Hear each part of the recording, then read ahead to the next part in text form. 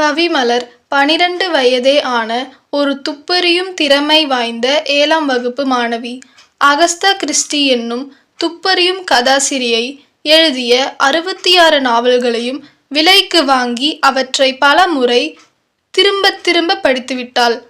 அந்த புத்தகங்களை படித்துவிட்டாள் என்று சொல்வதை விட மனப்பாடம் செய்துவிட்டாள் என்று சொல்வது பொருந்தும். அத்தனை முறை படித்துவிட்டாள். பிற்காலத்தில் தானே சொந்தமாக ஒரு டிடெக்டிவ் ஏஜென்சி வைக்க வேண்டும் என்ற ஆசையும் அவளுக்கு உண்டு. கவிமலரின் தாத்தா ஹரியும் அவரது நண்பர் ஜானும் ஓய்வு பெற்ற ஆசிரியர்கள். 60 வயதை நெருங்கிவிட்டார்கள். பழைய திரைப்பட பாடல்கள் விரும்பி கேட்பவர்கள். A.M. ராஜா, P.B. ஸ்ரீனிவாஸ் போன்ற மென்மையான பாடகர்களின் தீவிர ரசிகர்கள். P.B. ஸ்ரீனிவாஸ் பாடிய கண்படுமே பிறர் கண்படுமே என்ற பாடலை பற்றியும், A.M. ராஜா பாடிய பெரியாரே பெரியாரே என்ற மலையாள பாடல் பற்றியும் மணிக்கணக்காக பேசுவார்கள். ஹரி மாஸ்டரின் பேத்தி கவிமலர் அகஸ்தா கிறிஸ்டியின் மர்ம நாவல்கள் படித்ததாலோ என்னவோ துப்பறியும் திறமை தனக்குள் வளர்த்து கொள்ள ஆரம்பித்தாள். சின்ன சின்ன பிரச்சனைகளை கண்டுபிடித்து அதனை தீர்த்து வைக்கும் நல்ல குணம் அவளுக்கு இயற்கையாகவே இருந்தது. அவளது துப்பறியும் திறமையும் உதவி செய்யும் தயாள குணத்தை பற்றி அவளது தாத்தா ஹரி அடிக்கடி பெருமைப்பட்டு கொள்வார். இவ்வாறு ஆசிரியர் ஜான் ஒருமுறை தன் நண்பர் ஹரியின் வீட்டில் பேசிக்கொண்டு இருக்கும்போது கவிமலர் தன்னுடைய மலர்கரங்களால் அந்த 2 தாத்தாக்களுக்கும் டீ போட்டு கொடுத்தாள். ஜான் அவளது மெல்லிய கைகளை தொட்டு பார்த்துவிட்டு, பாப்பா, நீ இவ்வளவு ஒல்லியாக இருக்கிறாயே, உனக்கு டிடெக்டிவ் ஏஜென்ட்ஸ் வேலை பொருத்தமாக இருக்குமா என்று கேட்டார். அதற்கு கவிமலர், தாத்தா, பெண்களாகிய நாங்கள் மென்மையானவர்கள்தான். ஆனால் ஒரு ஆபத்து என்று வரும்போது எங்களுக்குள் ஒரு அசூர பலம் வந்துவிடும் தாத்தா என்று சொல்லிவிட்டு சத்தமாக சிரித்தாள். ஜான் தாத்தா அந்த பாப்பா சிரிக்கும் அழகை பார்த்து கையெடுத்து கும்பிட்டார். அதற்கு கவிமலர், தாத்தா, நான் ஒரு 12 வயது பாப்பாதானே, என்னை பார்த்து ஏன் கும்பிடுறீங்க என்று கேட்டாள். அதற்கு ஜான் தாத்தா, பாப்பா, நீ சிரிக்கும்போது அந்த மேரி மாதாவே சிரிப்பது போல் இருந்துச்சுமா, அதனாலதான் கும்பிட்டேம்மா என்றார். அதை கேட்டதும் கவிமலரின் முகம் வெட்கத்தால் சிவந்து விட்டது.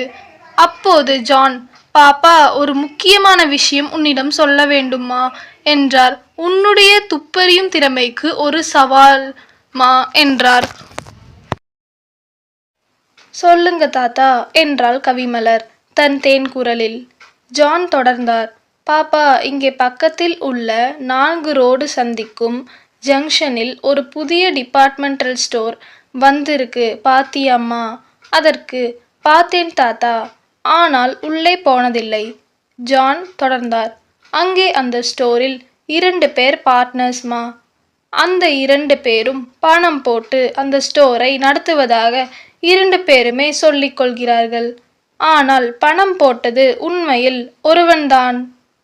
ஓகே தாத்தா, அவர்கள் எப்படியோ சொல்லி கொள்ளட்டும், அதனால் நமக்கு என்ன நஷ்டம் தாத்தா? கவிமலர் குறுக்கிட்டாள். பாப்பா, நான் சொல்வதை கொஞ்சம் பொறுமையா கேளுமா. அந்த 2 நண்பர்களில் பணம் போடாதவன் அங்கே மாச சம்பளத்திற்காக தான் வேலை செய்கிறானாம். அவன் அந்த டிபார்ட்மெண்ட் ஸ்டோரில் பார்ட்னர் என்றால் கௌரவமாக இருக்கும் என்று பணம் போட்டவனும் தன் நண்பனை விட்டு கொடுக்காமல் இருவருமே பணம் போட்ட பங்குதாரர்களாக காட்டிக்கொள்கிறான் என்கிறார். அதற்கு கவிமலர், அது அந்த அங்கிளின் பெருந்தன்மையை காட்டுகிறது.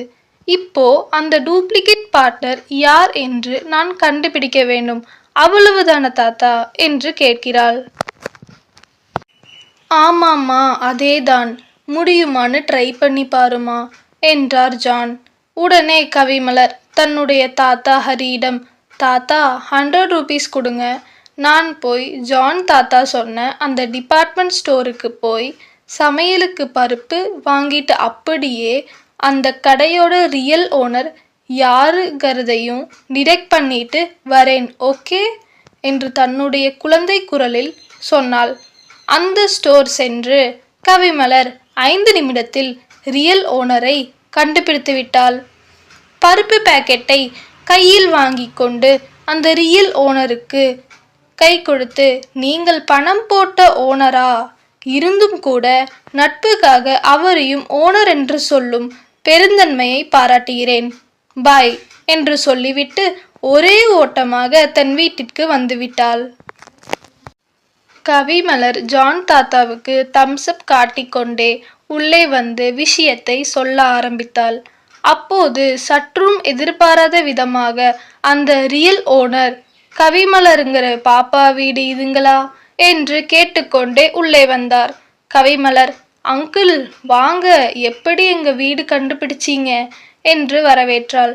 பாப்பா, சிசிடிவியில் உன்னோட இமேஜை எடுத்து என்னோட மொபைலில் அப்லோட் பண்ணிட்டு அதை வைத்தே உங்க வீட்டை கண்டுபிடிச்சிட்டேன்மா என்றார் அந்த ஒரிஜினல் ஓனர்.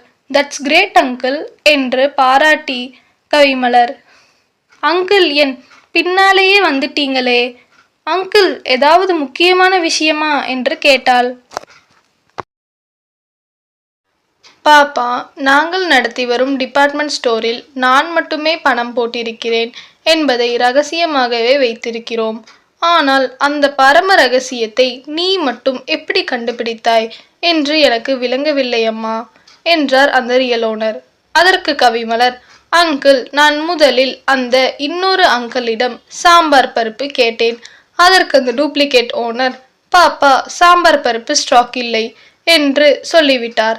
சரி என்று நான் வெளியே வரும்போது நீங்கள் உள்ளே வந்தீர்கள். என்னை பார்த்து, பாப்பா ஏன் ஒன்றும் வாங்கவில்லையாம்மா என்று கேட்டீர்கள். நான் விஷயத்தை சொன்னேன். உடனே நீங்க என்னை ஒரு சேரில் உட்கார வைத்து விட்டு பக்கத்து ஸ்டோரில் போய் அதை வாங்கிட்டு வந்து அதே விலைக்கு கொடுத்தீங்க. அதோட ஸ்டாக்கை ஒழுங்காக வைக்காததற்காக கொஞ்சம் கூட பிரஸ்டீஜ் பார்க்காம என்னிடம் மன்னிப்பு கேட்டீங்க இல்லையா என்று மூச்சு விடாமல் சொல்லி முடித்தாள் அந்த அழகு தேவதை. இதை வைத்துத்தான் பணம் போட்ட ஒரிஜினல் ஓனர் நீங்கள்தான் என்று கண்டுபிடித்தேன் அங்கிள் என்றாள். சரிம்மா, இதை வைத்து ரியல் ஓனர் நான் என்று எப்படி கண்டுபிடிச்சேம்மா என்று கேட்டார் அந்த அங்கிள். அதற்கு கவிமலர், அங்கிள், இதுக்கு ஒரு பழமொழி சொல்றேன் அங்கிள், அதை வைத்து நீங்களே விடை கண்டுபிடித்து கொள்ளணும், ஓகே என்று சொன்னாள். அதற்கு அவர், சொல்லுமா என்றாள். கவிமலர் அதற்கு பதிலாக, அங்கிள், குதிரை குதிரைதான், கழுதை கழுதைதான் என்று தன் பதிலை ஒரு பழமொழியாக சொல்லி முடித்தாள். இந்த விளக்கத்தை கேட்டவுடன் அந்த மூவரும் பிரமித்து போனார்கள். உடனே தாத்தா ஹரி, மகாகவி பாரதியார் சுடர்மிகு அறிவுடன் படைத்து விட்டாய் சொல்லடி சிவசக்தி என்று தனக்காக பாடிய என்னுடைய பேத்திக்கு பொருந்தும் என்று பெருமைப்பட்டு கொண்டார் அந்த ரியல் ஓனர். சரிம்மா, நான் பருப்பு ஸ்டாக் வைத்ததற்காக சாரி சொன்னதற்கு வாய்விட்டு சிரித்தாயே, ஏன் அப்படி சிரித்தாய்மா என்று கேட்டார். அதற்கு கவிமலர், அங்கிள், நீங்கள் மன்னிப்பு கேட்டது ஹோம்ஒர்க் பண்ணாத ஸ்டூடெண்ட் டீச்சரிடம் மன்னிப்பு கேட்பது போல் இருந்தது அங்கிள். அதை கேட்டவுடன் என்னால் சிரிப்பை அடக்கவே முடியவில்லை அங்கிள் என்று சொல்லிவிட்டு தன் முத்துப்பற்கள் அனைத்தும் தெரியும்படி வாய்விட்டு சிரித்தாள் கவிமலர். சரிம்மா, யார் உண்மையான ஓனர்னு கண்டுபிடிக்கும் முயற்சியில் ஏன் இறங்கினாய்மா என்று கேட்டார் ரியல் ஓனர் அங்கிள். அதற்கு ஜான் தாத்தா, தம்பி, பணம் முதலீடு போடாத டூப்ளிகேட் ஓனரை நான் தான் பாப்பாவை கண்டுபிடிக்க சொன்னேன் என்றார். அதற்கு ரியல் ஓனர், சார், இந்த சீக்ரெட்டை யாரிடமும் சொல்ல வேண்டாம், ஏன்னா இதை வச்சுத்தான் அவனுக்கு ஒரு இடத்துல பொண்ணு கேட்டிருக்கோம். ஜான் தாத்தா குறுக்கிட்டு, நீங்க உங்க ஃப்ராட் ஃப்ரெண்டுக்கு கேட்டது எங்க உறவுக்கார பொண்ணு தான் தம்பி, நீங்க வேற இடத்துல பொண்ணு பார்க்கறது நல்லது, எனக்கு அவனை பிடிக்கல என்று புரிந்து தள்ளினார். அதற்கு அந்த அங்கிள், சார், கல்யாண விஷயத்தில் இப்படியெல்லாம் நடப்பது சகஜம்தானே என்று அந்த விஷயத்தை நியாயப்படுத்தினார். உடனே ஜான் தாத்தா, தம்பி, எங்களுக்கு இதெல்லாம் சரிப்பட்டு வராது, நீங்க வேற இடம் பார்க்கிறது நல்லது என்று சற்று குரலை உயர்த்தி சத்தமாக பதிலளித்தார். அந்த சத்தம் கேட்டு கவிமலர் மாடியிலிருந்து கீழே ஓடி வந்து, தாத்தா, ஏன், என்னாச்சு, ஏன் வாய்ஸை ரைஸ் பண்றீங்க என்று பரபரப்புடன் கேட்டாள்.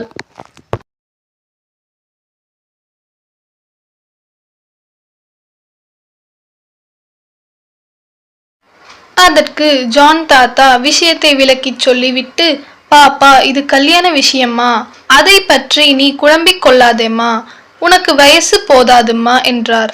அதற்கு கவிமலர், தாத்தா, என்னுடைய மனசுக்கு பட்டதை சொல்றேன், கேக்குறீங்களா என்றாள் தனது கொஞ்சம் குரலில். ஜான், சொல்லுமா என்றார். உடனே ஹரி குறுக்கிட்டு, ஜான், ஏன் டைமை வேஸ்ட் பண்றீங்க?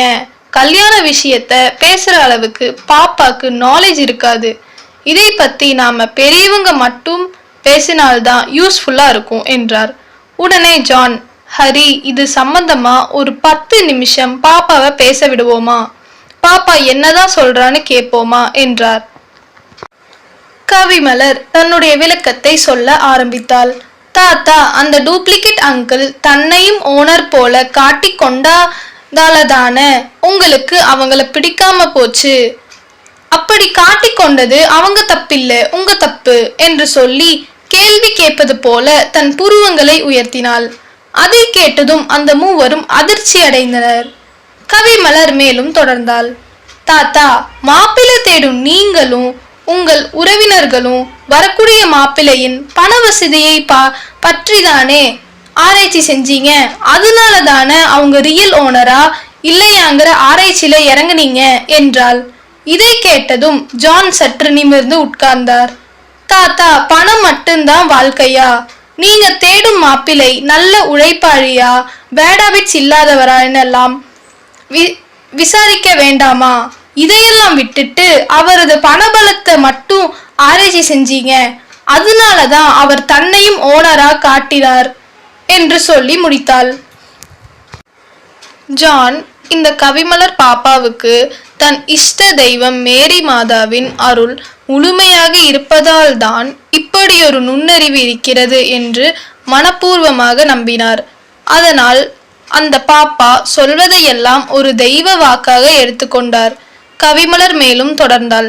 தாத்தா, வீட்டுக்கு வரும் மருமகனுக்கு சரி, மருமகளுக்கும் சரி 24 கேரட் சொக்க தங்கமாக இருக்க வேண்டும் என்று எதிர்பார்த்தால் 90% இளம் பெண்களுக்கும் இளைஞர்களுக்கும் திருமணம் வாய்ப்பே கிடையாதுன்னு நான் சொல்றேன். நீங்க என்ன சொல்றீங்க என்று சொன்னதும் அந்த ரியல் ஓனர், ஜான் தாத்தா, ஹரி ஆகிய மூவரும் அதிர்ச்சியில் நிசப்தமாகி விட்டனர். அவர்கள் தங்கள் வாழ்க்கையில் பெற்ற நீண்ட அனுபவங்கள் காணாமல் போய்விட்டன. ஜான் கவிமலரின் கைகளை பிடித்து கண்களில் ஒற்றி கொண்டார். ஜான் கவிமலரிடம், பாப்பா, நீ எங்க வீட்டுல பிறந்திருக்க கூடாதான்னு நினைக்கிறேம்மா. நீ சொல்ற மாதிரியே அந்த டூப்ளிகேட் ஓனருக்கு எங்க உறவுக்கார பெண்ணை கல்யாணம் பண்ணி தர ஏற்பாடு பண்றேம்மா என்றார். அங்கேயே நின்று கொண்டு இருந்த ஒரிஜினல் ஓனர், பாப்பா, நீ இவ்வளவு புத்திசாலியாக இருக்கிறனாலதான் உன்னை எல்லாரும் தெரிஞ்சு வச்சிருக்காங்க. எங்க டிபார்ட்மெண்ட் ஸ்டோர்ல இருந்து உங்க வீட்டை தேடி வரும்போது உன்னோட பிக்சரை காட்டி யாரிடம் கேட்டாலும் கடைசியில ஒரு ரோஸ் கலர் பில்டிங் இருக்கும், அதுதான் அந்த பாப்பா வீடு கரெக்டா சொல்றாங்க பாப்பா என்றார். கவிமலர் அதற்கு பதிலாக, thank you very much uncle for your compliment என்று சொல்லிக்கொண்டே ஸ்டைலாக ஒரு சல்யூட் அடித்தாள். அந்த ஒரிஜினல் ஓனர் அங்கிள் மேலும் தொடர்ந்தார். பாப்பா, என்னுடைய நண்பனுக்கு ரெக்கமெண்ட் பண்ணி அவனுக்கு கூட ஒரு நல்ல ஜோடி கிடைக்க ஏற்பாடு பண்ணிட்டமா. நாம எல்லாருமே அவனோட வெட்டிங் செரமனியில கலந்துக்கலாமா? அண்ட் பை த பை பாப்பா, சார்ஸ், இனி நீங்க எல்லாருமே உங்க பர்ச்சேசிங் எல்லாமே எங்க டிபார்ட்மெண்ட் ஸ்டோர்ல தான் வச்சுக்கணும், ஓகே என்று சொல்லிக்கொண்டே டாட்டா காப்பித்தார். கவிமலர் விடவில்லை. அங்கிள், நீங்கள் கடைசியாக சொன்ன விஷயத்தை வச்சுத்தான் நீங்கள் தான் ஒரிஜினல் ஓனர்னு கண்டுபிடிச்சேன் என்று சொல்லி சிரித்தாள். ஹரி தன் பேத்தியிடம், யூ ஆர் குட் கேர்ள்மா என்றார். தாத்தா, ஏன் இப்படி ஐஸ் வைக்கிறீர் என்று கவிமலருக்கு தெரியும். கவிமலர் அதற்கு, தாத்தா, டீ வேணும்னா கேளுங்க, சூப்பர் டீ போட்டு தரேன், இப்படி குட் கேர்ள் லவ்லி கேர்ள்னு ஐஸ் வைக்காதீங்க என்று சொல்லிக்கொண்டே டீ போட போய்விட்டாள். அருகே இருந்த ஜான் வேறு ஒரு விஷயத்தை ஆரம்பித்தார். ஹரி, அடுத்த மாதம் 20ஆம் தேதி உங்களுக்கு 60 வயது முடிகிறது இல்லையா? நமது ஆசிரியர் சங்க வழக்கப்படி 60 வயது நிறைவு விழாவை சூப்பரா கொண்டாடிடுவோமா என்றார். நீங்கள் தானே சங்க செக்ரட்டரி, நீங்கள் என்ன முடிவெடுத்தாலும் ஓகே என்றார் ஹரி. சரி, அதற்கான ஏற்பாடுகளை நாளையிலிருந்தே கவனிக்க ஆரம்பிச்சிடுறேன் என்றார் ஜான். அதற்குள் கவிமலர் டீயும் ஸ்நாக்ஸும் சர்வ் பண்ணினாள். God bless you my child என்று சொல்லிக்கொண்டே சாப்பிட ஆரம்பித்த ஜான் கவிமலரிடம், பாப்பா, அடுத்த மாதம் 20ஆம் தேதி ஹரியின் 60ஆம் ஆண்டு நிறைவு விழாவை விமரிசையாக கொண்டாடிடுவோமா என்றார். ஓகே தாத்தா, I will do my best என்று தம்ஸ் அப் காட்டினாள் கவிமலர். இப்படியே 10 நாள் கழிந்தது. ஒரு நாள் மாலை கவிமலரின் அம்மா அவசரமாக ஹரியிடம் வந்து, அப்பா, நம்ம பாப்பா இன்னைக்கு காலை எங்கிட்ட வந்து, அம்மா, நம்ம தாத்தாவோட 60ஆம் கல்யாண ஃபங்க்ஷனில் பட்ஜெட்டுக்கு மேலே 10,000 ரூபாய் அதிகமாக ஆகும், ரெடியாக வையுங்க என்று சொல்லிட்டு ஸ்கூலுக்கு போயிருக்கிறா என்று ஒருவித கவலையுடன் கூறினாள். அதற்கு ஹரி, சரிம்மா, பாப்பா சொல்ற மாதிரியே ரெடியா வைமா, உன்னிடம் இல்லைனா நான் தரேன்மா. இதை கேட்டதும் கவிமலரின் அம்மா எக்கச்சக்கமாக டென்ஷன் ஆகிவிட்டாள். அப்பா, இப்ப பணமா பிரச்சனை? ஒரு 12 வயது பெண்ணுக்கு 10,000 ரூபாய்க்கு என்ன செலவுன்னு கேட்க வேணாமா என்று பொறிந்து தள்ளினாள். அதற்கு ஹரி, பாப்பா பணத்தை ரெடியாகத்தானே வைக்க சொல்லியிருக்கா, தன்னிடம் கொடுக்க சொல்லலையே. நம்ம கவி பாப்பா புத்திசாலிமா, அவ காரணம் இல்லாம எதையும் சொல்ல மாட்டாமா. சரிம்மா, இன்னைக்கு வெள்ளிக்கிழமை, நான் அம்மன் கோயிலுக்கு போயிட்டு வரேம்மா என்றார். அப்பவும் கோபம் தணியாத கவிமலரின் அம்மா, நீங்கள் ஒன்னும் அம்மாவை தரிசிக்க கோயிலுக்கு போக வேண்டியதில்லைப்பா, உங்க அம்மன் இன்னும் 1/2 மணி நேரத்தில் ஸ்கூல் விட்டு வந்துடுவா, நல்லா வீட்டிலிருந்தே கும்பிடுங்க என்றாள் ஒரு பொய்யான கோபத்துடன். தன் மகள் புகழப்படுவதை விரும்பினாலும் பிடிக்காததைப் போல் காட்டிக்கொள்வது தாய்மார்களின் இயல்புதானே. ஹரி தாத்தாவின் நண்பர் ஜான் ஹரியின் 60 வயது நிறைவு விழாவை சிறப்பாக கொண்டாட வேண்டிய ஏற்பாடுகளை மும்முரமாக செய்து கொண்டிருந்தார். அதே சமயம் இங்கே நமது குட்டி தேவதை கவிமலர் வேறு ஏதோ ஒரு ரகசியமான விஷயத்தில் பிஸியாக இருந்தாள். அடிக்கடி போனில் பேசிக்கொண்டிருந்தாள். பாப்பா அப்படி பேசும்போது ரிஷிதா அக்கா என்னும் பெயரை மட்டும் அடிக்கடி சொன்னாள். பாப்பாவின் அம்மா, யாரடி அந்த ரிஷிதா என்று கேட்டாள் சற்று அதட்டின குரலில். அதற்கு அது சஸ்பென்ஸ் என்ற பதிலே கவிமலரிடமிருந்து வந்தது. என்ன இவளுக்கு சஸ்பென்ஸ் இந்த வயசுல என்று அந்த பாப்பாவின் அம்மா தனக்குள்ளேயே புலம்பிக் கொண்டாள். அந்த நாளும் வந்தது. அதாவது ஹரி மாஸ்டரின் 60 பிறந்த நாள் செலிப்ரேஷன் ஆரம்பமானது. நமது செல்லக்குட்டி கவிமலர், அவளது அம்மா அப்பா எல்லாருமே வந்தவர்களுக்கு ஸ்நாக்ஸையும் டீயும் கொடுத்து உபசரித்தனர். ஆசிரியர்களும் மற்றவர்களும் ஹரி மாஸ்டருடன் பழகிய நாட்கள் மலரும் நினைவுகளாக பேசி மகிழ்ந்தனர். அப்போது ஜான் தாத்தா மட்டும் ஒரு சவுண்ட் சிஸ்டத்தை ரெடி பண்ணி கொண்டிருந்தனர். அப்போது ஒரு 20 வயது மதிக்கத்தக்க ஒரு இளம் பெண், கவிமலர் வீடு இதுங்களா என்று கேட்டுக்கொண்டே உள்ளே வந்தாள்.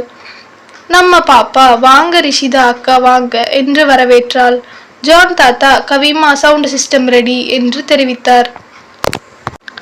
கவிமலர் ரிஷிதாவின் கைகளை பற்றி கொண்டு, அக்கா சவுண்ட் அரேஞ்ச்மெண்ட் எல்லாம் ரெடி பண்ணியாச்சு, எங்க ஜான் தாத்தா மைக் மற்றும் கரோக்கி எல்லாம் அரேஞ்ச் பண்ணி ரெடி பண்ணி கொடுத்துருக்காங்கக்கா என்றாள். கவிமலரின் தாத்தாவும் ஜான் மாஸ்டருடன் பழைய பாடல் ரசிகர்கள் இல்லையா, அதற்காக பழைய பாடல்களை ஆர்கெஸ்ட்ராவில் பாடும் ஸ்பெஷலிஸ்ட் ரிஷிதாவை புக் பண்ணி இருக்கிறாங்க நமது பாப்பா. அதற்கு ரிஷிதாவின் உறவுக்கார பெண்ணும் நமது பாப்பாவின் ஃப்ரெண்டுமான அயனா பேருதவி செய்திருக்கிறாள். இப்போதுதான் கவிமலரின் அம்மாவுக்கு அந்த ரிஷிதா அக்கா சஸ்பென்ஸ் என்னவென்று புரிந்தது. ஹரி தாத்தா தன் மகளிடம், நான் தான் அப்போதே சொன்னேனே, நம்ம பாப்பா எதை செய்தாலும் புத்திசாலித்தனமாக தான் செய்வான்னு என்று பெருமிதப்பட்டு கொண்டார். இவர்கள் இப்படியே பேசிக்கொண்டிருக்கும் போதே கண்கள் இரண்டும் என்று உன்னை கண்டு பேசுமே என்று பாடல் ரிஷிதா தன் ரம்மியமான குரலில் மைக்கில் கரோக்கியின் பின்னணி இசையுடன் பாட ஆரம்பித்து விட்டாள். அந்த பாடல் 65 வருடங்களுக்கு முன் வந்த மன்னாதி மன்னன் பாடப்பாடல்.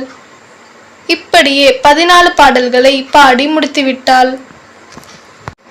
15வதாக காவேரி ஓரம் கவி சொன்ன காதல் என்று 63 வருடங்களுக்கு முன் வந்த ஆடிப்பெருக்கு என்ற திரைப்பட பாடலுடன் இனிதே பாடி முடித்தாள். பழைய பாடல் ரசிகர்களான ஹரி, ஜான் இருவரும் அப்படியே மெய்மறந்து உட்கார்ந்து விட்டனர். விழாவிற்கு வந்தவர்களின் கரவொலி பக்கத்து காலனிக்கு கேட்டது.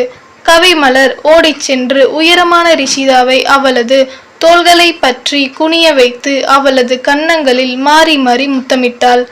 ரிஷிதா கவிமலர் அவள் அம்மாவிடம் இருந்து வாங்கி தந்த 10,000 ரூபாயை விட அவளது அன்பான முத்தங்களை மிகப்பெரிய பரிசாக எண்ணினாள். கவிமலர் சஸ்பென்ஸாக செய்த இந்த புதுமையான புரோகிராமை எல்லாரும் புகழ்ந்து தள்ளினார்கள். கவிமலர் ரிஷிதாவை கைகளை பிடித்து கொண்டு போய் உட்கார வைத்து ஸ்பெஷலாக ஸ்நாக்ஸ் கொடுத்தாள். இடையிடையே சிப்ஸை எடுத்து ரிஷிதாவிற்கு ஊட்டிவிட்டாள். ரிஷிதா கவிமலரை பார்த்து, நீ எனக்கு ஊட்டி விடுறது சரி, ஆனா நீ நல்லா சாப்பிட மாட்டியா? இப்படி ஒல்லி குச்சியே இருக்கிறாயே என்று ஆதங்கப்பட்டாள்.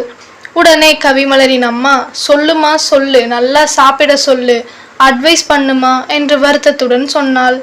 அதற்கு ரிஷிதா, கவி ஒழுங்கா சாப்பிடலைன்னா எனக்கு ஃபோன் பண்ணுங்க, நான் வந்து ஊட்டி விடுறேன் என்று சொல்லிக்கொண்டே கவிமலரை ஆசை தீர முத்தமிட்டு விட்டு பிரியா விடை பெற்றுக்கொண்டு தன் வீட்டிற்கு சென்றாள்.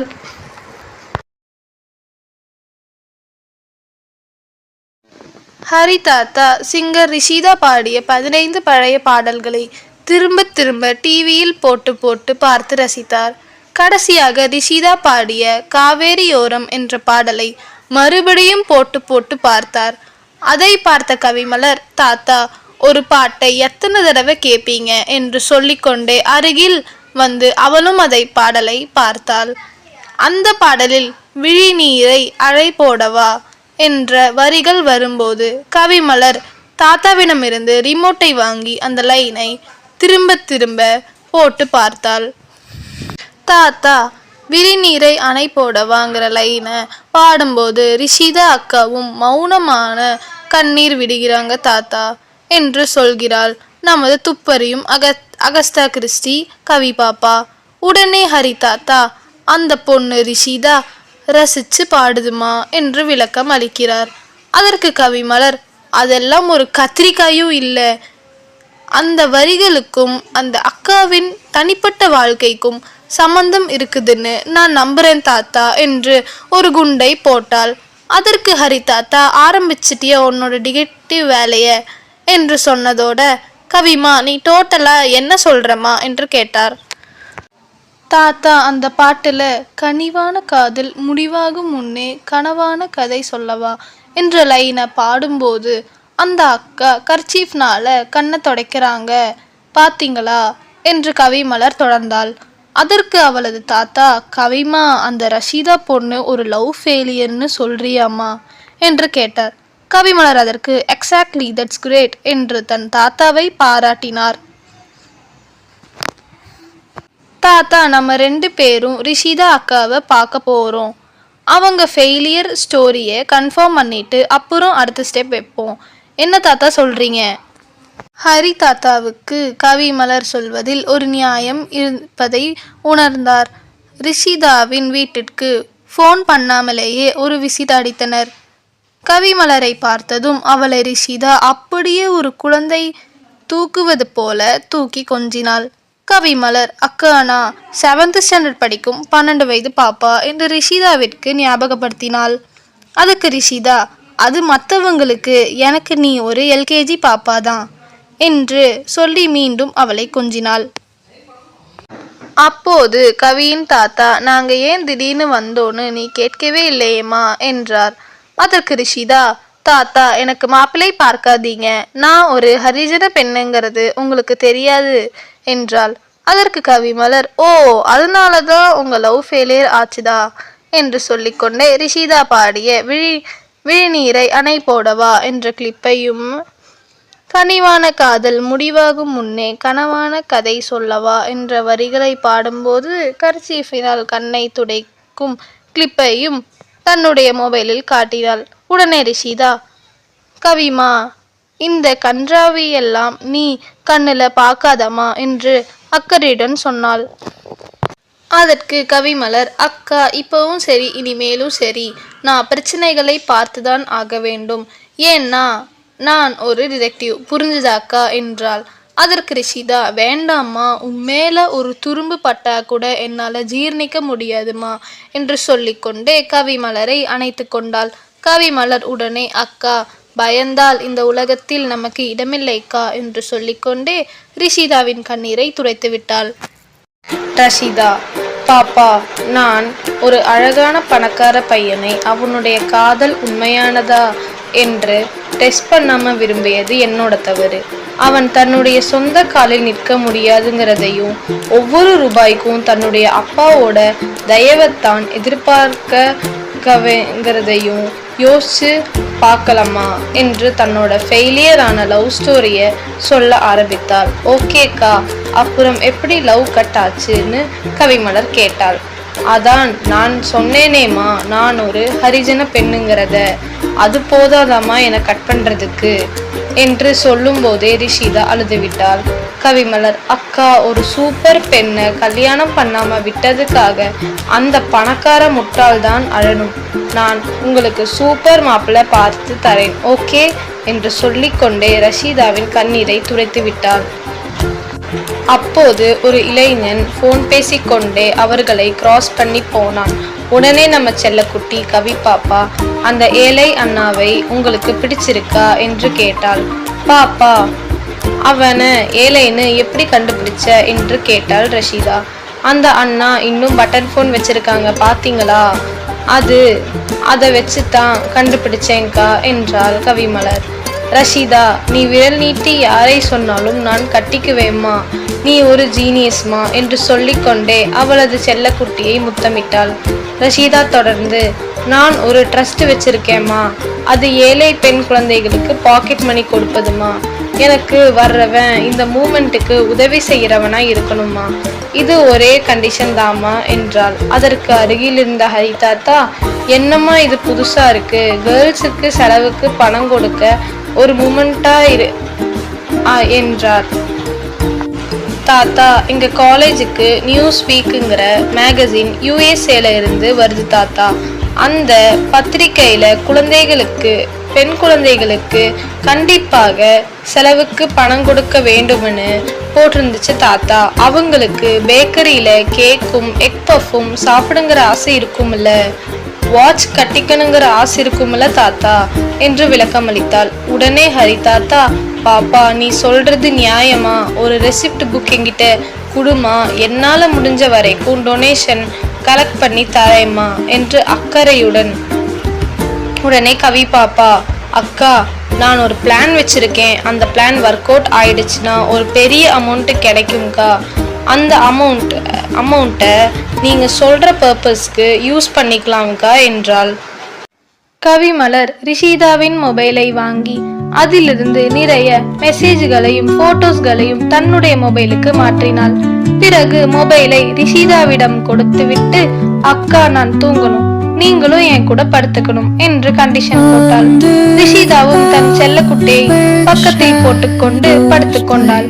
கவி பாப்பா தன் காலை ரிஷிதாவின் வயிற்றின் குறுக்கே போட்டுக்கொண்டு அவளை கட்டுப்பிடித்துக் கொண்டே நன்றாக தூங்கிவிட்டாள். ஹரி தாத்தாவும் அங்கே இருந்த பழைய ஈசி சேரில் உட்கார்ந்து கொண்டே உறங்கிவிட்டார். இங்கே பாச பிணைப்பிற்கு முன்னே ஜாதி வித்தியாசங்கள் காணாமல் போய்விட்டன. மறுநாள் தன் வீட்டில் ஹரி, ஜான் ஆகிய 2 தாத்தாக்களிடம் ரிஷிதாவின் ட்ரஸ்ட் பற்றிய தன்னுடைய பிளான் ஒன்றினை சொன்னாள் கவிமலர். பிறகு ரிஷிதாவும் அவளது முன்னாள் காதலன் ரமேஷ் எடுத்துக்கொண்ட போட்டோஸ், மெசேஜ், வீடியோஸ் அனைத்தையும் அவர்களிடம் காட்டினாள். அப்போதுதான் ஹரி தாத்தாவுக்கு புரிந்தது, ரிஷிதாவிடம் மொபைலை வாங்கி அதிலிருந்து இருந்த விஷயங்களை கவி பாப்பா தன் மொபைலுக்கு ஷேர் பண்ணியிருக்கிறாள் என்பது. அந்த மெசேஜ்களில் ரிஷிதாவை வர்ணித்து தமிழில் அனுப்பியிருந்த கவிதைகள் சூப்பராக இருந்தன. சினிமா கவிஞர்கள் தோற்று போக வேண்டும். அவ்வளவு சூப்பராக இருந்தன. அவைகளை படித்து பார்த்ததில் இருந்து ரமேஷ் ரிஷிதாவை உண்மையிலேயே நேசித்திருக்கிறான் என்பது அவனுக்கு சொந்தமாக சம்பாதிக்கும் திறமை இல்லாத நிலையிலும் ரிஷிதா தாழ்ந்த ஜாதி பெண்ணாக இருந்ததெனிலும் அவர்கள் காதல் கைகூடாமல் போய்விட்டது என்று புரிந்தது. கவிமலர் ரிஷிதாவின் எக்ஸின் மீது வழக்கு தொடர வேண்டும் என்று ஐடியா கொடுத்தார். அதாவது ரமேஷ் ரிஷிதாவை லவ் பண்ணிட்டு அவள் விருப்பத்திற்கு எதிராக பிரேக் பண்ணியதால் அவளுக்கு டிஃபார்மேஷன் மற்றும் மென்டல் டார்ச்சர் ஆகிய 2 வகையான விஷயங்களுக்கும் சேர்த்து 1 கோடி ரூபாய் நஷ்ட ஈடு தர வேண்டும் என்று வழக்கு தொடர வேண்டும் என்றால் உடனே ஜான் தாத்தா லவ்வை பிரேக் பண்ண ஒரு அமௌண்ட் கொடுத்து செட்டில் பண்ணுவது பொதுவாக நடக்கிறது தான் என்றார். ஜான் மேலும் 30 வருடத்திற்கு முன் என்னிடம் படித்த ஸ்மிதா இப்போ மேஜிஸ்ட்ரேட்டாக இருக்கிறாள். நான் ஒரு முறை ஸ்மிதாவை இது சம்பந்தமாக கன்சல்ட் பண்ணிக்கிறேன் என்றார். மறுநாள் கவி பாப்பா ஸ்கூலுக்கு போகும்போது ஹரி தாத்தா ரிஷிதாவை போனில் கூப்பிட்டு விஷயத்தை சொன்னார். இப்படி பிரேக் பண்ணியதற்கு நஷ்ட ஈடாக வாங்கும் அமௌண்டை ட்ரஸ்டுக்கு உபயோகப்படுத்திக்கலாம் என்று கவி பாப்பா ஐடியா கொடுப்பதாகவும் தெரிவித்தார். இதை கேட்டதும் ரிஷிதா தன் உயிராக நேசிக்கும் பாப்பாவுக்கு ஏதாவது ஆபத்து வந்துவிடுமோ என்று பயந்து இந்த பிளான் தனக்கு பிடிக்கவில்லை என்று சொல்லிவிட்டாள். கவிமலர் ஹரிதாத்தாவை கூட்டிக் கொண்டு நேரே ரிஷிதா வீட்டுக்கு போனாள். கவிமலரை பார்த்ததும் ரிஷிதாவை கொஞ்சிவிட்டு, செல்லக்குட்டி, அந்த பணக்கார பாவிகள் பணம் நமக்கு வேண்டாமா? அது கவர்மெண்ட்டையும் அப்பாவி ஏழைகளையும் ஏமாத்தி சம்பாதித்த பணம் என்றாள். அக்கா, நாம கேட்பது 50 100 அல்ல, 1 கோடி ரூபாய் என்றாள் கவி பாப்பா. செல்லக்குட்டி, அதெல்லாம் ஒன்னும் வேண்டாமா, எனக்கு உன்னை விட எதுவும் பெருசில்லம்மா என்று தான் பயப்படும் உண்மை காரணத்தை தன்னை அறியாமல் உளறி கொட்டிவிட்டாள் ரிஷிதா. ஹரிதாத்தா, ரிஷிமா, எங்கள் வகையராவிற்கே இவள் ஒரே பெண் குழந்தைமா, அதனால ரொம்ப செல்லம் கொடுத்துட்டோம்மா, இவ போக்குலேயே விட்டு பழகிட்டோமா, இவளோட சேஃப்டிய கடவுளிடமும் விட்டுடலாமா என்றார். இதை கேட்டதும் ரிஷிதா தன் சேரிகளில் இருந்த எல்லா ஹையர் செகண்டரி பையன்களையும் கூப்பிட்டாள். தம்பிகளா, இந்த பாப்பா ஸ்கூலுக்கு போகும்போது வரும்போது நீங்க எல்லாரும் பாதுகாப்பு கொடுக்கணும், ஓகே என்றாள். அதற்கு அந்த பையன்கள் அனைவரும் ஓகேங்கக்கா என்று ஒரே கோரஸாக பதில் சொன்னார்கள். அந்த பையன்கள் நுன்சகு என்று ப்ரூஸ்லியின் தற்காப்பு ஆயுத ட்ரைனிங் எடுத்தவர்கள். ஹரிதாத்தா அந்த பையன்கள் ரிஷிதாவின் மீது வைத்திருக்கும் பாசத்தை பார்த்து அசந்து போனார். இதற்கிடையில் ஜான் மாஸ்டர் மேஜிஸ்ட்ரேட்டாக இருக்கும் தன்னுடைய பழைய மனைவி ஸ்மிதாவிடம் இது பற்றி கேட்க அவரை சந்தித்தார். அப்போது தற்பாதுகாப்பிற்காக வைத்திருக்கும் ரிவால்வர் துடைத்து கொண்டிருந்தார் ஸ்மிதா. ஜீன்ஸும் ஓவர் கோட்டும் போட்டுக்கொண்டு ஸ்டைலாக இருக்கும் தனது மாணவியை பார்த்து மனதிற்குள் பெருமைப்பட்டு கொண்டார் ஜான் மாஸ்டர். தன்னுடைய வேலையில் நேர்மையாக இருப்பவர்களுக்கே இருக்கும் கம்பீரம் மேஜிஸ்ட்ரேட் ஸ்மிதாவிடம் இருந்தது. ஜான் மாஸ்டரிடம் ரஷீதாவின் முழு விவரத்தையும் கேட்டுக்கொண்ட ஸ்மிதா, இதற்கு நஷ்ட ஈடாக 5 கோடி கேட்டிருக்க வேண்டும். 1 கோடி மிகவும் கம்மி சார். ஓகே சார், நான் அந்த பணக்கார முட்டாள், அதாவது ரிஷிதாவின் எக்ஸ் பாய் ஃப்ரெண்ட் ரமேஷ் அப்பனை பார்த்து பேசுறேன் சார். அதுக்கு அவன் ஒத்து வரலனா நாம சட்டப்படி நடவடிக்கை எடுப்போம் சார் என்ற ஸ்மிதா. சார், எதற்கும் அந்த கவிமலர் பாப்பாவை சேஃபா வச்சுக்கோங்க சார். இந்த பணக்கார பாவிகள் தன் பணத்தை பாதுகாக்க எது வேணும்னாலும் செய்வாங்க என்று எச்சரிக்கையும் செய்தார். அதற்கு ஜான் மாஸ்டர், ஸ்மிதாமா, டெய்லி ஸ்கூலுக்கு நானே அல்லது ஹரியோ பைக்ல கூட்டிட்டு போய் விட்டுட்டு அப்புறம் கூட்டிட்டு வரேம்மா என்றார். அதற்கு ஸ்மிதா, தட்ஸ் குட் சார், பாய் என்று சொல்லி தன் மாஸ்டரை வழியனுப்பினார். இங்கே ரஷீதா தன்னுடைய சேரியில் உள்ள தம்பிகளாக நுன்சகு வீரர்களை பார்த்து, சிங்கக்குட்டிகளா, நீங்க கவிமலர் பாப்பாவுக்கு எஸ்கோர்ட் போறது அவளுக்கே தெரியக்கூடாது, ஓகே என்று அன்பு கட்டளை இட்டாள். அதில் கராத்தேயில் பிளாக் பெல்ட் வாங்கிய ஒரு +2 பாப்பா, அக்கா, பணத்துக்காகவும் சாராயத்துக்காகவும் எதையும் செய்யும் ஐந்துகள் இங்கே நம்ம சேரியில தான் இருக்காங்க. இவனுகள எவனையாவது பாப்பா போற வழியில பார்த்தோம்னா நாங்க அங்கேயே ரவுண்டு கட்டி நல்லா சர்வீஸ் பண்ணிடுவோம்க்கா, கவலைப்படாதீங்க என்று உறுதியளித்தாள். ரிஷிதா தன்னுடைய ட்ரஸ்ட் பத்தி கவி பாப்பாவிடம் சொன்னது பெரிய தப்புன்னு நினைக்க ஆரம்பித்தாள். ஒரு நாள் ரிஷிதா மாலை 4 மணிக்கு தன் அம்மாவை கூட்டிக் கொண்டு கவி பாப்பாவின் வீட்டிற்கு ஃபோன் பண்ணாமலே போனாள். அங்கே கவி பாப்பாவின் அம்மா அவர்களுக்கு டீயும் ஸ்நாக்ஸும் கொடுத்தார். ஜான் மாஸ்டரும் அங்கே இருந்தார். ஹரி கண்கள் இரண்டும் என்று உன்னை கண்டு பேசுமோ என்ற பாடலை பாடச் சொன்னார். ஆனால் ரிஷிதா வானமெல்லாம் செம்பகப்பூ என்ற பாடலை பாடினாள். அதில் வரும் நல்லவங்களெல்லாம் சாமிதானே காப்பு என்ற வரியை திரும்ப திரும்ப பாடினாள். ஜான் மாஸ்டரும் கவி பாப்பாவின் அம்மாவும் ரஷீதா கவியின் சேஃப்டியை பற்றி அதிகமாக கவலையாக இருக்கிறார்கள் என்பதை புரிந்து கொண்டார். ஜான், ரிஷிதா அம்மா, நம்ம பாப்பாவுக்கு மேரி மாதாவின் பாதுகாப்பு எப்போதும் இருக்குதுமா, நீ பயப்படாதம்மா என்றார்.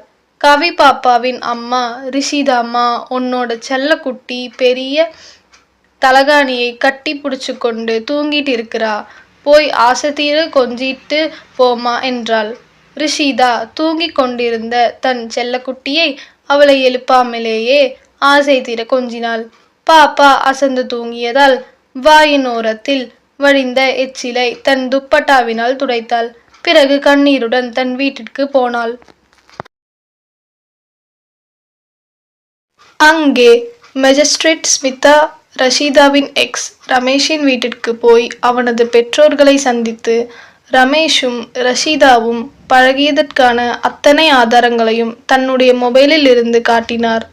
ஸ்மிதாவின் ஸ்டைலான ட்ரெஸ்ஸையும் ஒரு ஏழை ஹரிஜன பெண்ணின் மீது காட்டும் அக்கறையும் பார்த்து ரமேஷின் அம்மா வியந்து போனாள்.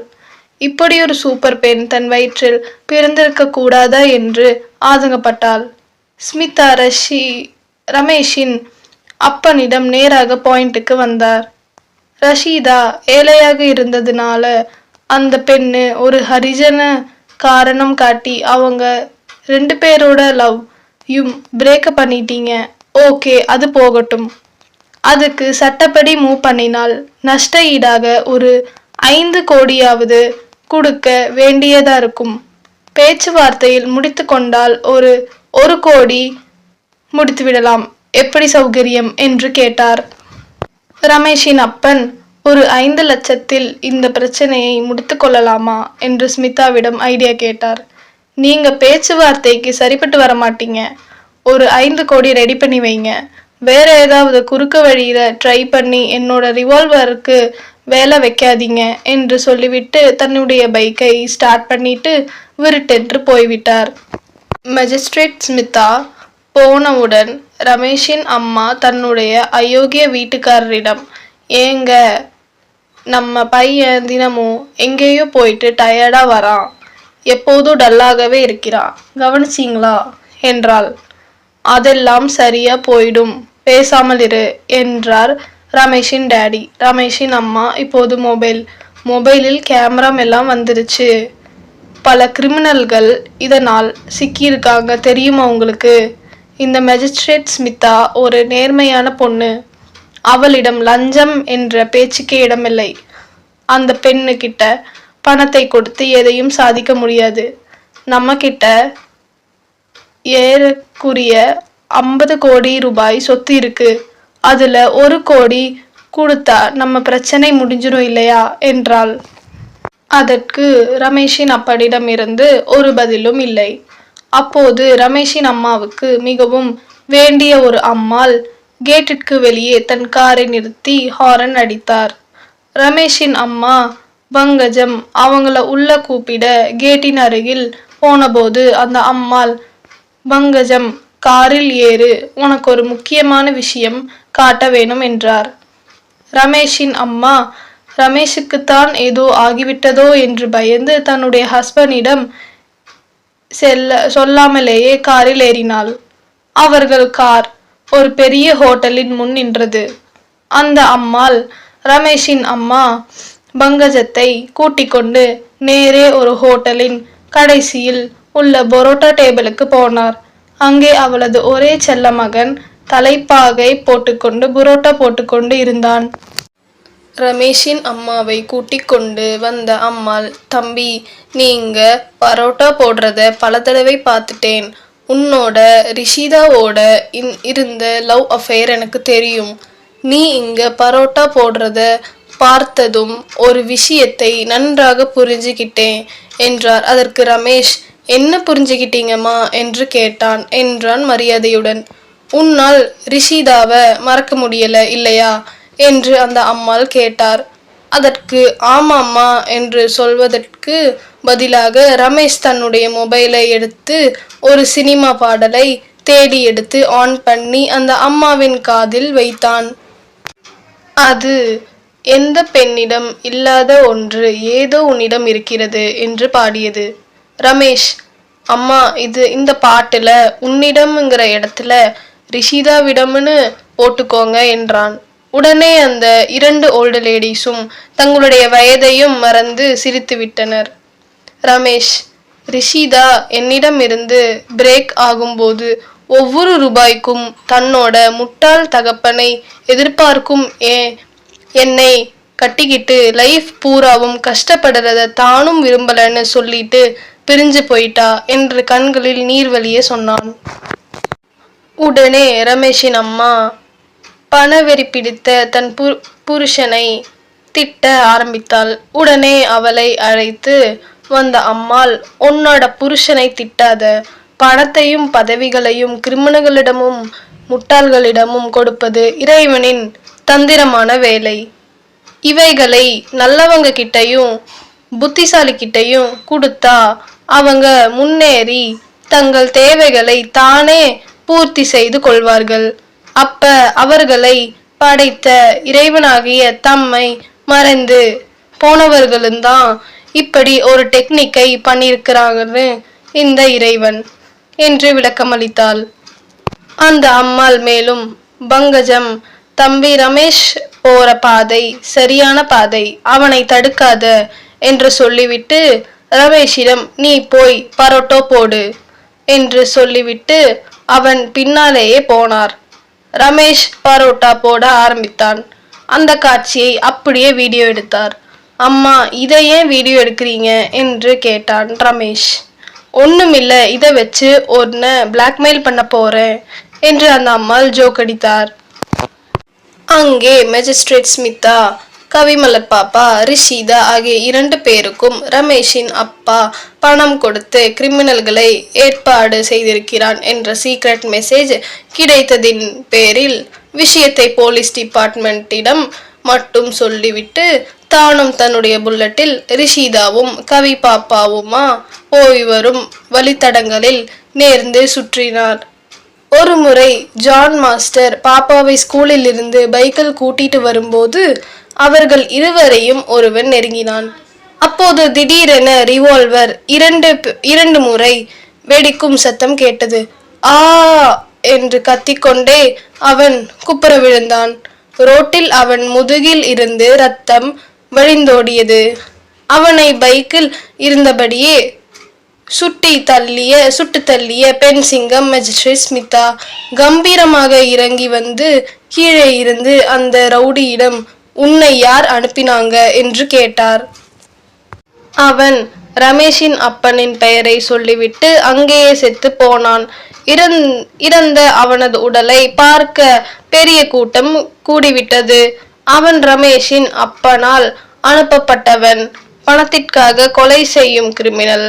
அவனை வெறுமென அரெஸ்ட் பண்ணியிருக்கலாம். ஆனால் ரமேஷின் அப்பன் அதே ஆளை அரேஞ்ச் பண்ணி மீண்டும் தொல்லை கொடுப்பான்.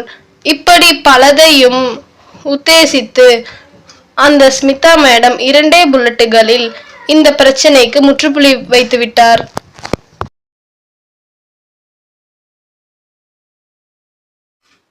ரமேஷின் அப்பன் அனுப்பிய கொலையாளியை சுட்டு கொன்றபின் கூட ஸ்மிதா மேடத்தின் மனதில் ஒரு நெருடல் இருந்து கொண்டே இருந்தது. ரமேஷின் அப்பன் இதுபோல வேறொரு மனித மிருகத்தை அனுப்பி தன் காரியத்தை முடிக்க வாய்ப்புள்ளது என்று அவருக்கு தோன்றியது. அதனால் இதற்கு ஒரு நிரந்தர முடிவு காண முடிவு செய்தார். அந்த ரவுடி கொல்லப்பட்டதை எஃப்ஐஆர் ஃபைல் பண்ண வைத்து ஒரு நேர்மையான அதே சமயம் திறமையும் உள்ள ஒரு இளம் பப்ளிக் ப்ரோசிக்யூட்டர் வசம் ஒப்படைத்தார். ரமேஷின் அப்பன் மீது இருந்த பழைய வழக்குகளை தூசு தட்டி எடுத்து இந்த வழக்குடன் சேர்த்தார். இதை தெரிந்து கொண்ட ரமேஷின் அம்மா ஸ்மிதா மேடத்தை பார்த்து தன்னுடைய அயோக்கிய புருஷனை எப்படியாவது விடுவிக்க முயற்சி செய்து பார்க்கலாம் என்று நினைத்து அந்த மேடத்தை பார்க்க சென்றாள்.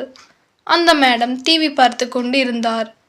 ரமேஷின் அம்மா விஷயத்தை சொன்னபோது மேடம் தன் ஆள்காட்டி விரலை தன் வாய் மீது வைத்து சைலன்ஸ் என்று சொல்லி டிவியை பார்க்க சொல்லி சொன்னாள்.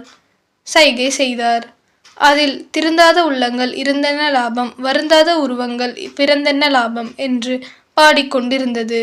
உடனே ரமேஷின் அம்மா தன்னுடைய புருஷனை காப்பாற்றும் முயற்சியை கைவிட்டு விட்டார். திடீரென ஒரு நாள் 4 போலீஸ்கார்கள் வந்து ரமேஷின் அப்பனை கைது செய்தனர். அவனை விலங்கு மாட்டி குண்டுக்கட்டையாக தூக்கி வேனில் போட்டு கொண்டு போய் லாக்கப்பில் அடைத்தனர். ரமேஷின் அப்பனின் மீது இருந்த எல்லா வழக்குகளும் விசாரிக்கப்பட்டன. ஒவ்வொரு விசாரணை நடக்கும்போதும் ரிஷிதா, ரமேஷ் அம்மா, கவிமலர் பாப்பாவின் அம்மா, அப்பா, ஜான் மாஸ்டர், ரமேஷின் அம்மாவின் ஃப்ரெண்ட், ரிஷிதாவின் அம்மா ஆகிய அத்தனை பேரும் கோர்ட்டில் பார்வையாளர்களாக உட்கார்ந்திருந்தனர். தீர்ப்பு வழங்கும் வரை தன்னுடைய யாரும் பேச வேண்டாம் என்று இவர்களுக்கு ஸ்மிதா மேடம் அன்பு கட்டளை இடுத்திருந்தார். ஏனெனில் மெஜிஸ்ட்ரேட்டாக அவரே இருப்பதுதான் காரணம். தீர்ப்பு சொல்லும் நாள் அந்த கோர்ட் வாசலில் கட்டுங்கடங்காத கூட்டம் கூடிவிட்டது.